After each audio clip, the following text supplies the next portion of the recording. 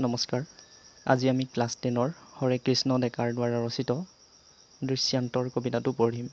কবি হৰে কৃষ্ণ ডেকা অসমৰ এজন আৰক্ষী বিষয়া, DGP অৰ্থাৎ আৰক্ষী সঞ্চালক আছিল। তেওঁৰ জন্ম হৈছিল 1943 চনত, যেতিয়া কুশল কোঁৱৰক ব্ৰিটিছে ফাঁচি দিছিল, হয়নে? হৰে কৃষ্ণ ডেকাই দ্য চেণ্টিনেল কাকত আৰু গৰিয়সী আলোচনীৰ সম্পাদনা কৰে। তেওঁ অসম উপত্যকা বঁটা, আন এজন গল্পৰ বাবে সাহিত্য অকাডেমী বঁটা, বন্দিয়াৰৰ বাবে কথা বঁটা লাভ কৰিছিল। হৰে কৃষ্ণ ডেকাৰ একমাত্ৰ উপন্যাস আগন্তুক। কবিজনাই দৃশ্যান্তৰ কবিতাটোৰ মাজেৰে অতীত আৰু বৰ্তমানৰ দুখন সুন্দৰ দৃশ্য ফুটাই তুলিছে। লগতে মানুহবোৰৰ মনবোৰো দিনক দিনে কিদৰে কংকৰ অট্টালিকাৰ দৰে কঠিন হৈ আহিছে, যদি ইজনে সিজনৰ প্ৰতি মৰম, ভালপোৱা, আন্তৰিকতা সকলো নাইকিয়া হৈ আহিছে। য'ত সকলো মানুহ স্বাৰ্থপৰ, কেৱল নিজৰ কথা চিন্তি থাকে। দৃশ্যান্তৰ। 25 বছৰৰ আগতে এই ঠাইতে এজনক লগ পাইছিলোঁ। আলিকেঁকুৰিটো আছিল কেঁচা, সময়টো আছিল গধূলি। তেওঁ নঙলা মুখত বিচাৰি ফুৰিছিল নিজৰ ঘৰৰ পদূলি, এটা পঁজাঘৰ। মই এতিয়া যি ঠাইলৈ আহিছোঁ, 25 বছৰৰ আগতেও সেই ঠাইলৈ আহিছিলোঁ, কিন্তু তেতিয়া এতিয়াৰ দৰে নাছিল। যিবোৰ ৰাস্তা পদূলি আছিল, সেইবোৰ কেঁচা আছিল। পূৰ্ণিমাৰ ৰাতি আৰু সময়টো গধূলি আছিল। এটা পঁজাঘৰ আছিল, অৰ্থাৎ বাঁহেৰে নিৰ্মিত এটা সৰু জুপুৰি ঘৰ আছিল। ঘৰটোৰ নঙলা মুখত এজন মানুহে ঘৰৰ পদূলি বিচাৰি ফুৰিছিল।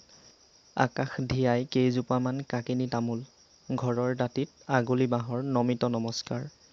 পূৰ্ণ জোনৰ লণ্ঠনৰ পোহৰতো কুকুৰিকণা মানুহজনে নিজৰ ঘৰ বিচাৰি পোৱা নাছিল। ওচৰত সহায় সাৰথি কেউ নাছিল। মই যেতিয়া হাতত ধৰি তেওঁক আগুৱাই দিছিলোঁ, কৈছিল, বৰ শান্তিত আছোঁ এই পঁজাটিত। পঁজাটোৰ একেবাৰে শেষ চোৱাত আগলি বাঁহ অৰ্থাৎ বাঁহবোৰে যেন তলমূৰ কৰি নমস্কাৰ কৰি আছে, আৰু আকাশৰ ফালে মুখ কৰি থকা কেইজোপামান ওখ ওখ তামোল গছ। মই যিজন মানুহক লগ পাইছিলোঁ, তেওঁ আছিল কুকুৰিকণা, অৰ্থাৎ ৰাতি হ'লে তেওঁ নেদেখে। সেয়ে পূৰ্ণিমাৰ নিশাও জোনৰ ফৰিং ফুটা পোহৰত মানুহজনে নিজৰ ঘৰ বিচাৰি ফুৰিছিল। ইফালে সিফালে চালোঁ, কোনো মানুহ নাই। সকলো সন্ধিয়াৰ আগত ঘৰ সোমাল। সেয়ে মই যেতিয়া ধৰি ঘৰলৈ আগুৱাই দিছিলোঁ, তেতিয়া সেই জুপুৰিটোতে বৰ সুখেৰে, বৰ শান্তিৰে আছোঁ বুলি সেই মানুহজনে কৈছিল। আজি এই ঠাইতেই লগ পালোঁ আৰু এজনক। বৃদ্ধ নিৰ্বুজ দেহ। বয়সৰ চিন নোহোৱা হ'লে মুখত 25 বছৰ আগৰ হাইলা সাজ। সাতমহলীয়া ঘৰৰ বাহিৰত তেওঁ ৰৈ আছিল। ওচৰে পাজৰে আন কেইবাটাও অট্টালিকা, এটাতকৈ আনটোৰ ৰূপ চৰা। সন্ধিয়া ভগাৰ বহুত পাছতো মানুহ পিয়াপি দি ফুৰিছিল। চছমাৰ তলেৰে সন্দেহেৰে চাই তেওঁ মোক সুধিলে, হেৰা অচিনাকি মানুহজন, তোমাক কি লাগে হে ইয়াত? ভাড়াঘৰ বিচাৰি আহিছা? 25 বছৰৰ পিছত সেই ঠাইতে আৰু এজনক লগ পালোঁ, যিজনক মই 25 বছৰৰ আগতেই নঙলা মুখত লগ পাইছিলোঁ। দেখাত তেওঁৰ দৰেই আছিল। যদি বয়সৰ তাৰতম্য নাথাকিলেহেঁতেন, তেতিয়া দেখাত সেইজনৰ দৰেই লাগিলহেঁতেন। কিন্তু তেওঁ বৃদ্ধ, বয়স বাঢ়িছে, গতিকে দেহ কোজা হৈ আহিছে। মানুহজন সাতমহলীয়া ঘৰৰ বাহিৰত ৰৈ আছিল। ঘৰটোৰ ওচৰে পাজৰে আন কেইবাটাও অট্টালিকা, যি ইটোতকৈ সিটো ধুনীয়া। সন্ধিয়া হোৱাৰ পিছতো মানুহবোৰে ইফালে সিফালে ঘূৰি ফুৰিছে। যেতিয়া মানুহজনে মোক দেখিলে, তেতিয়া তেওঁ মোক সন্দেহেৰে সুধিলে, মই তোমাক চিনি পোৱা নাই। তোমাক কি লাগে? ভাড়াঘৰ বিচাৰি আহিছা নেকি? এই কুবেৰৰ মহলাত ক'ত পাবা, আৰু পালেও কি শান্তিত থাকিবা ইয়াত? মৰিলে দাহ কৰিবলৈও এজন মানুহ নাই। জখৰ পোৱালিহঁতে কাক কোনে চায়?